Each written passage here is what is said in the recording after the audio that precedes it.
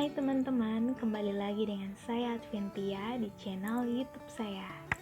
Saya berharap teman-teman semua dalam keadaan sehat dan bahagia. Hari ini saya akan membahas tentang perbedaan tekanan darah rendah dan kurang darah. Karena sebagian besar orang masih menganggap dua hal ini adalah hal yang sama, padahal mereka berbeda.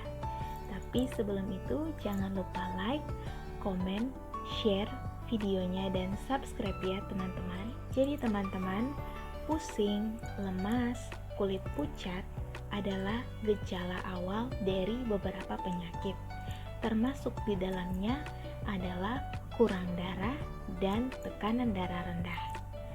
Tetapi tidak sedikit orang yang menganggap kedua hal ini adalah sama.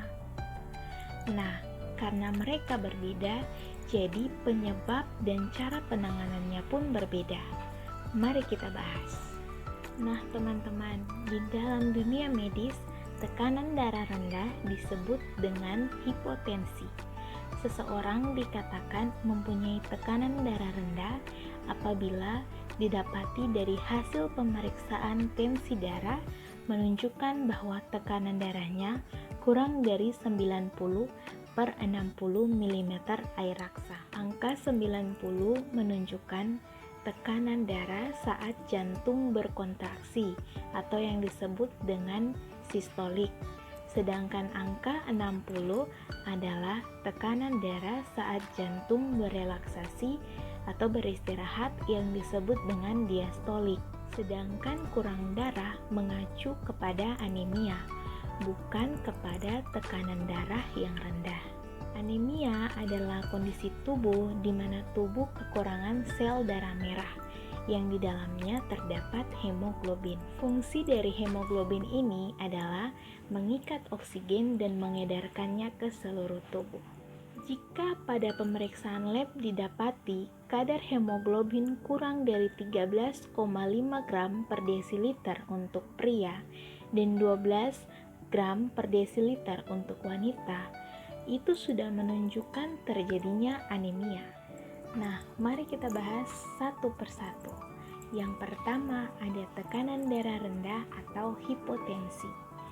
Nah, teman-teman, tekanan darah rendah ini disebabkan karena kekurangan cairan tubuh atau dehidrasi, kemudian karena kehamilan, kemudian bisa juga karena mengkonsumsi obat-obatan tertentu, lalu bisa karena penyakit jantung atau diabetes dan gangguan hormon tiroid.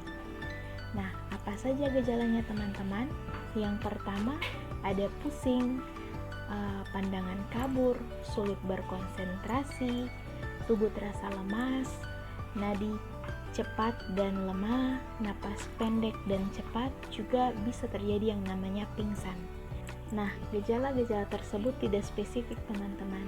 Jadi, saat teman-teman pergi ke dokter, maka dokter akan melakukan pemeriksaan dengan menggunakan sphygmomanometer atau yang teman-teman kenal dengan tensimeter. Jadi akan melakukan pengukuran tekanan darah. Kemudian dokter juga pasti akan menganjurkan untuk melakukan pemeriksaan yang lain. Nah, untuk pengobatannya semua tergantung dari penyebabnya teman-teman. Tetapi dokter akan menganjurkan teman-teman untuk banyak minum air putih, kemudian menaikkan jumlah konsumsi garam tetapi dalam batas wajar atau batas normal, kemudian rutin berolahraga, lalu mengkonsumsi obat untuk menaikkan tekanan darah. Yang kedua ada kurang darah atau anemia. Jadi teman-teman, tubuh itu memerlukan beragam nutrisi, yaitu ada zat besi, protein, vitamin B12 maupun asam folat untuk memproduksi yang namanya hemoglobin yang berperan atau bertugas untuk mengikat oksigen dan menghantarkannya, mengedarkannya ke seluruh tubuh. Anemia terjadi karena tubuh kekurangan hemoglobin yang terjadi atau disebabkan karena tubuh kekurangan zat besi atau vitamin B12 dan asam folat. Penyebab anemia lainnya ada karena perdarahan atau kehamilan, atau karena sumsum tulang belakang gagal memproduksi sel darah merah, atau sel darah merah banyak yang pecah, maupun karena adanya penyakit ginjal yang kronis. Apa saja gejalanya teman-teman? Yang pertama, ada sakit kepala, pusing, badan lemas, kulit tampak pucat atau kuning, kemudian kaki dan tangan teraba dingin, sesak nafas, denyut jantung lebih cepat, nyeri dada, dan juga suara berdenging di telinga. Nah, beberapa gejala yang tadi ada yang sama kan dengan hipotensi atau tekanan darah rendah. Jadi jika teman-teman pergi ke dokter, maka dokter akan menganjurkan teman-teman untuk yang namanya melakukan pemeriksaan laboratorium. Nah, dari situ dokter akan melihat kadar sel darah merah teman-teman dan juga kadar hemoglobinnya. Untuk pengobatan anemia, ini juga tergantung pada penyebabnya teman-teman. Misalnya, anemia yang disebabkan karena kurangnya zat besi, asam folat, atau vitamin B12.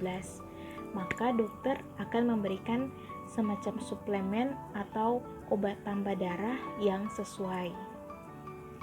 Jadi sekali lagi teman-teman, gejala yang ditimbulkan akibat tekanan darah rendah dan kurang darah ini memang mirip, tetapi keduanya berbeda dari penyebab maupun cara penanganannya.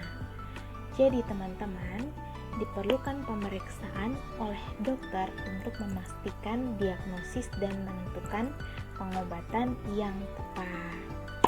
Mungkin itu saja yang bisa saya bagikan untuk teman-teman sekalian. Kurang dan lebihnya mohon dimaafkan dan semoga bermanfaat. Kita akan ketemu lagi di video yang selanjutnya. Bye-bye.